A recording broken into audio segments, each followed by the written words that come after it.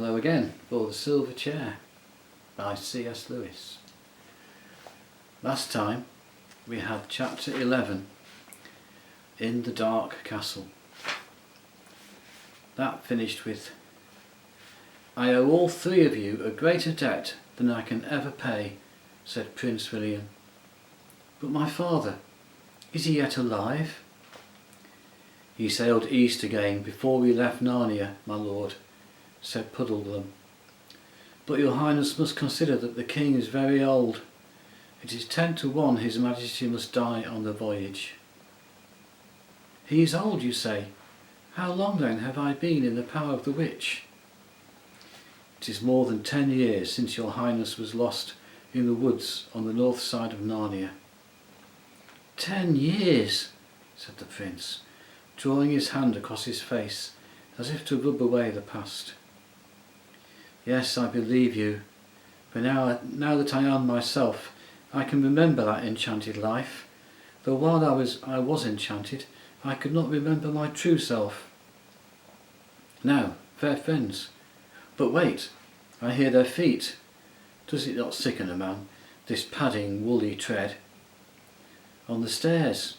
Lock the door, boy. Or stay, I have a better thought. I will fool these earthmen, if Aslan gives me the wit. Take your cue from me."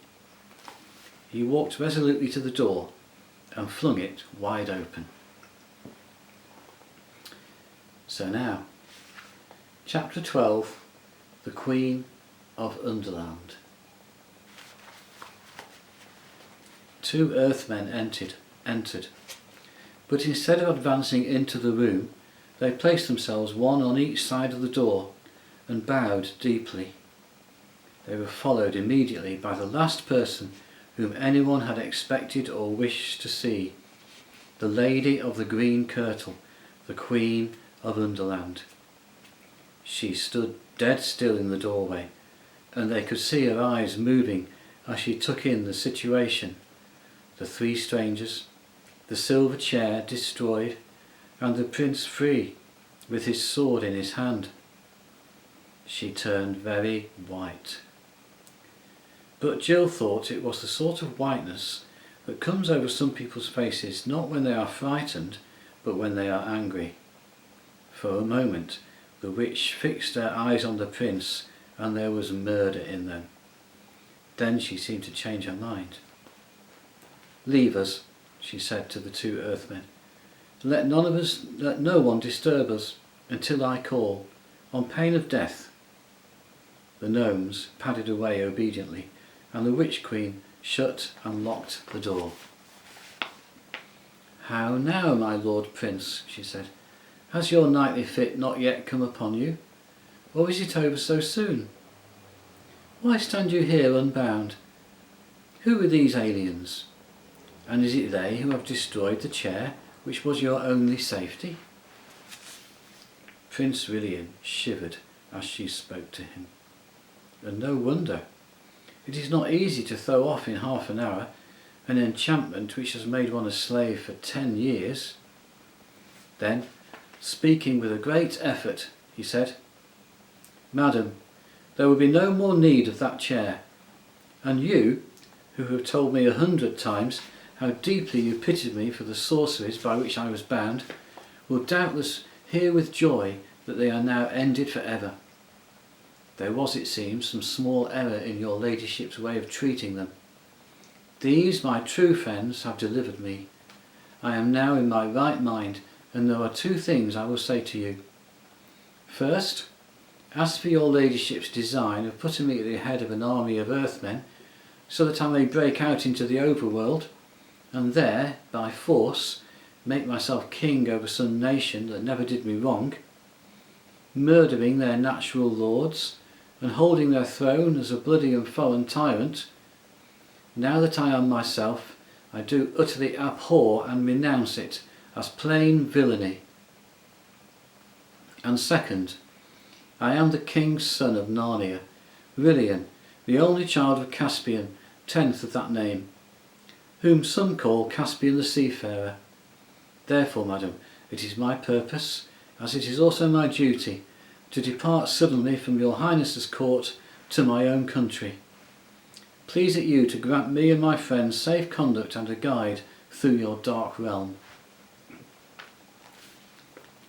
Now the witch said nothing at all, but moved gently across the room, always keeping her face and eyes very steadily towards the prince.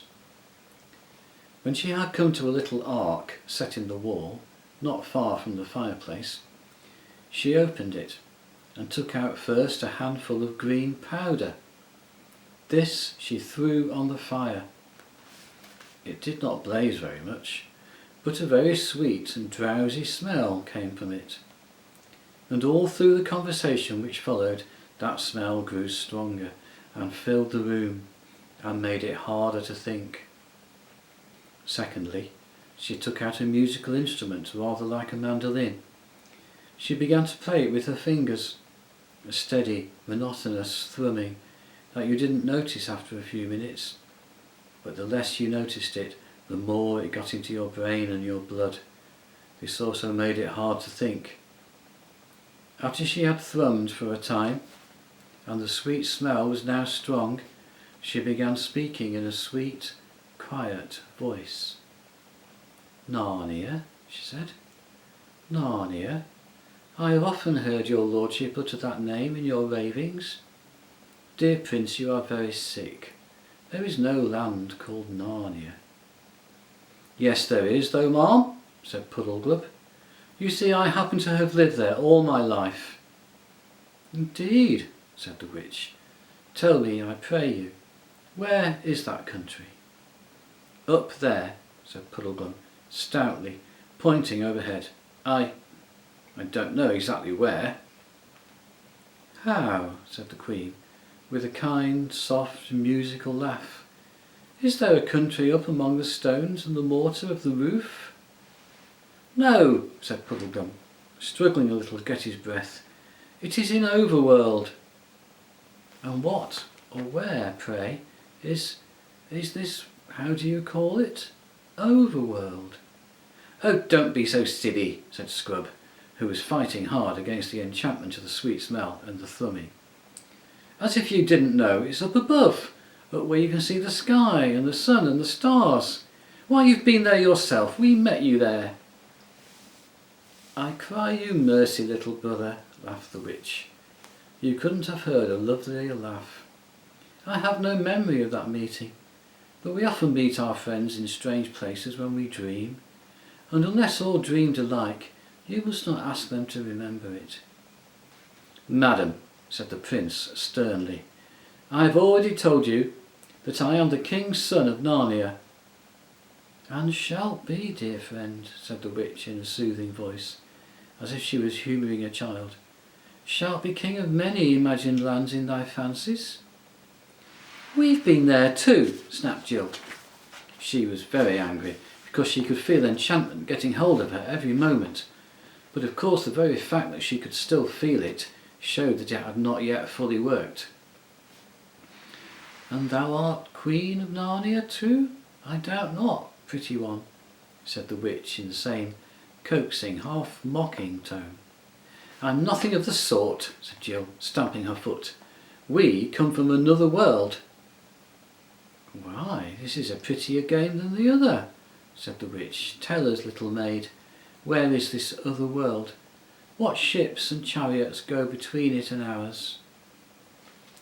Of course, a lot of things darted into Jill's head at once.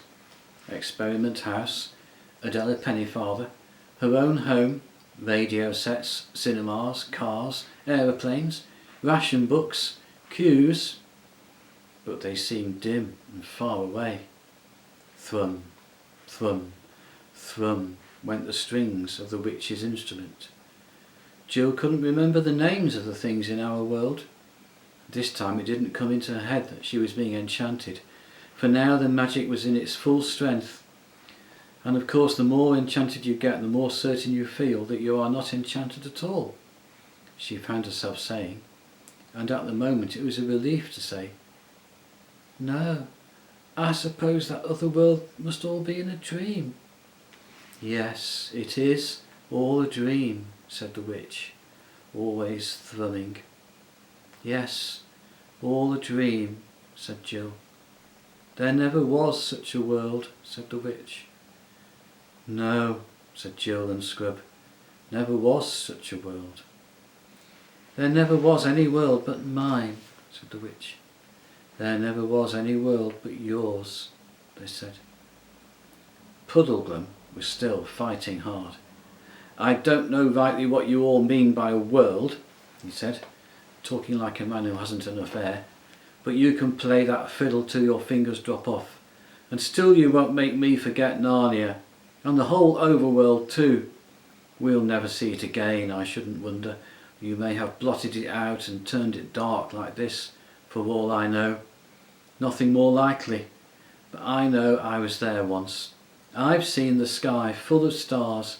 I've seen the sun coming up out of the sea of a morning and sinking behind the mountains at night. And I've seen him up in the midday sky when I couldn't look at him for brightness. Puddleglum's words had a very rousing effect.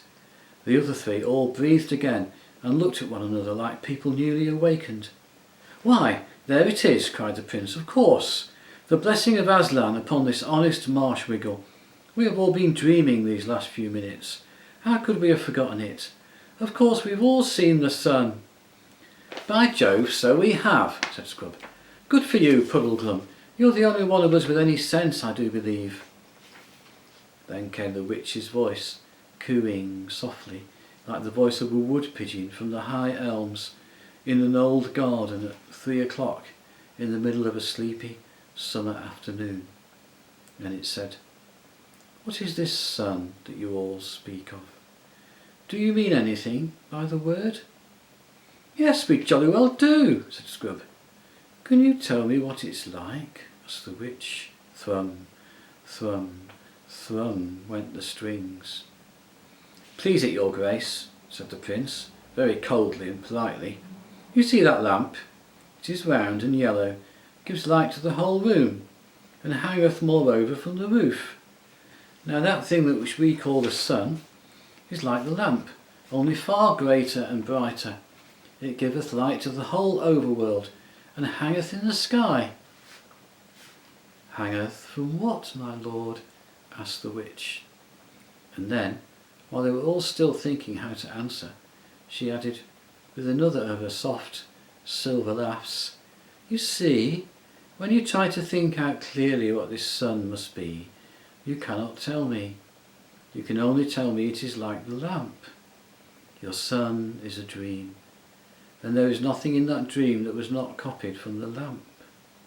The lamp is the real thing, the sun is but a tale, a children's story. Yes, I see now, said Jill, in a heavy, hopeless tone. It must be so. And while she said this, it seemed to her to be very good sense. Slowly and gravely the witch repeated, There is no sun. And they all said nothing. She repeated in a softer and deeper voice, There is no sun. After a pause, and after a struggle in their minds, all four of them said together, You are right, there is no sun. It was such a relief to give in and say it. There never was a sun, said the witch. No, there never was a sun, said the prince, and the marsh-wiggle, and the children.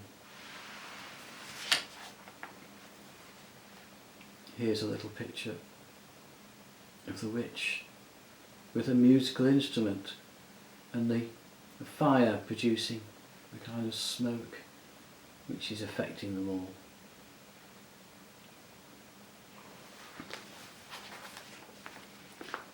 For the last few minutes Jill had been feeling that there was something she must remember at all costs, and now she did, but it was dreadfully hard to say it. She felt as if huge weights were laid on her lips. At last, with an effort that seemed to take all the good out of her, she said, There's Aslan. Aslan? said the witch, quickening ever so slightly the pace of her thrumming. What a pretty name! What does it mean?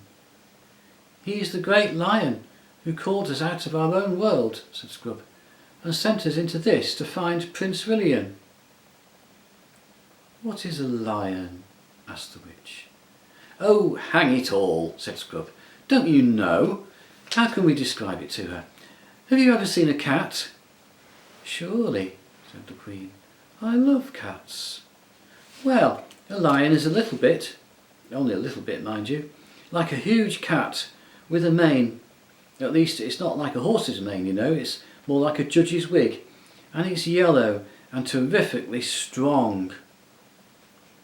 The witch shook her head. I see, she said, that we should do no better with your lion, as you call it, than we did with your son. You have seen lamps, and so you imagined a bigger and better lamp, and called it the sun. You've seen cats, and now you want a bigger and better cat, and it's to be called a lion. Well, 'tis a pretty make-believe, to say the truth. It would suit you all better if you were younger. Look how you can put nothing into your make-believe without copying it from the real world, this world of mine, which is the only world. But even you children are too old for such play. As for you, my lord prince, thou art a man full grown, fie upon you. Are you not ashamed of such toys? Come, all of you, put away these childish tricks. I have work for you all in the real world. There is no Narnia, no overworld, no sky, no sun, no Aslan. Now, to bed all, and let us begin a wiser life tomorrow. But first, to bed, to sleep, deep sleep, soft pillows, sleep without foolish dreams. The prince and the two children were standing with their heads hung down, their cheeks flushed, their eyes half closed, the strength all gone from them, the enchantment almost complete. But Puddleglum, desperately gathering all his strength, walked over to the fire. He did a very brave thing.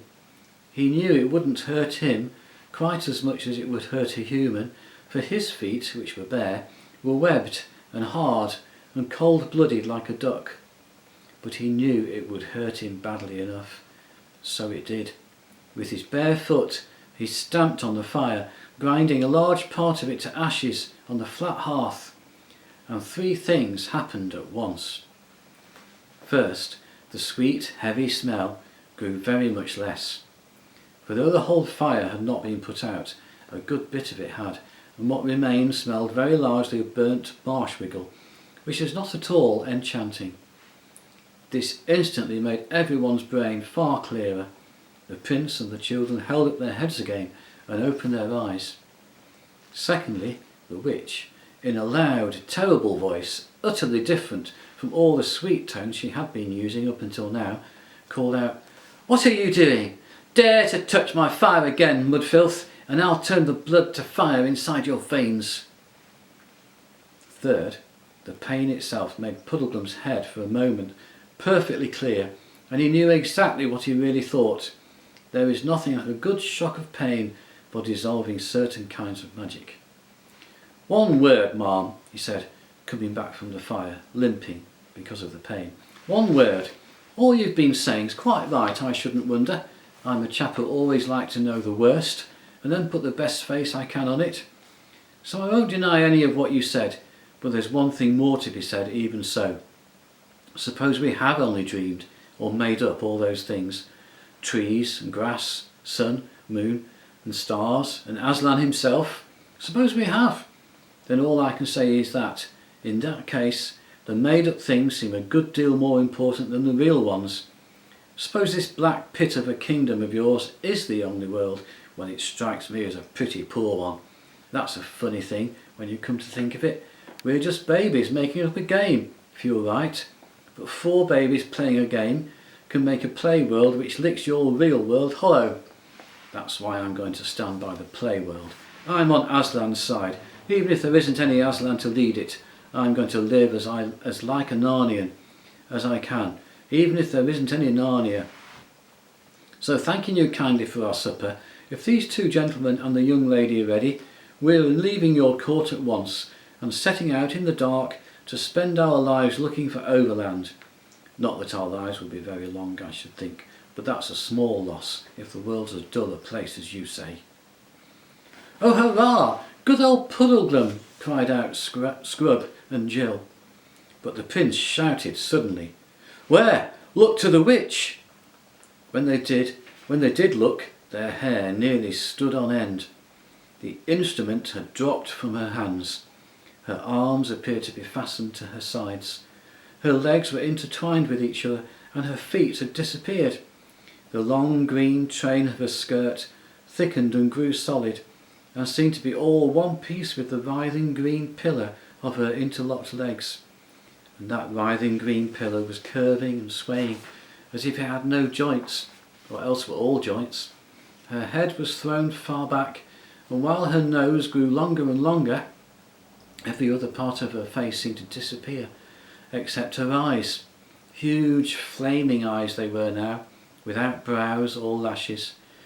All this takes time to write down. It happened so quickly that it was only just time to see it. Long before there was time to do anything, the change was complete, and the great serpent, which the witch had become, green as poison, thick as Jill's waist, had flung 2 or 3 coils of its loathsome body around the prince's legs. Quick as lightning, another great loop darted round, intending to pinion his sword arm to his side. But the prince was just in time. He raised his arms and got them clear. The living knot closed only around his chest, ready to crack his ribs like firewood when it drew tight. And here's a picture of Prince Rilian with this serpent wrapped around his legs and his chest.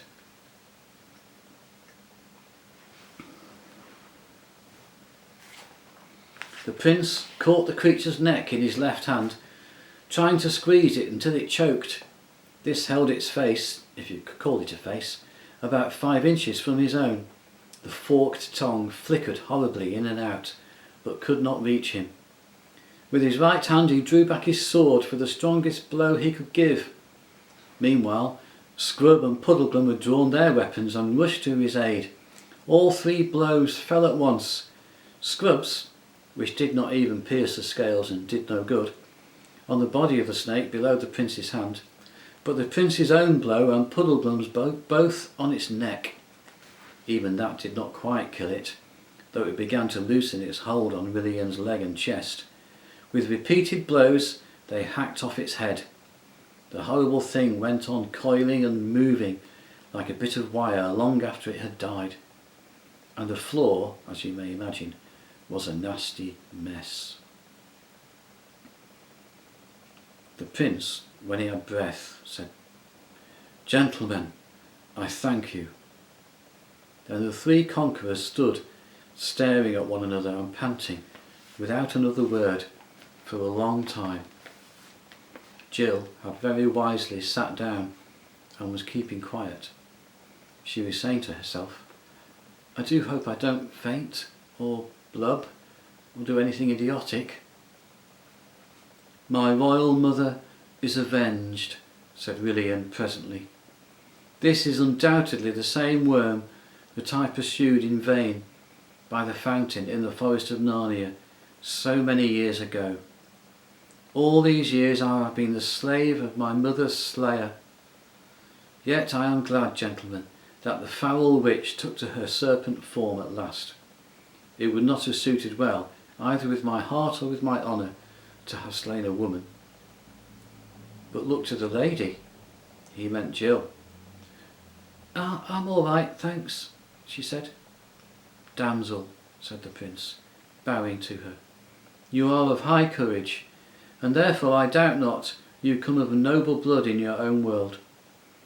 But come, friends, here is some wine left. Let us refresh ourselves and each pledge his fellows. After that, to our plans." "A jolly good idea, sir," said Scrub.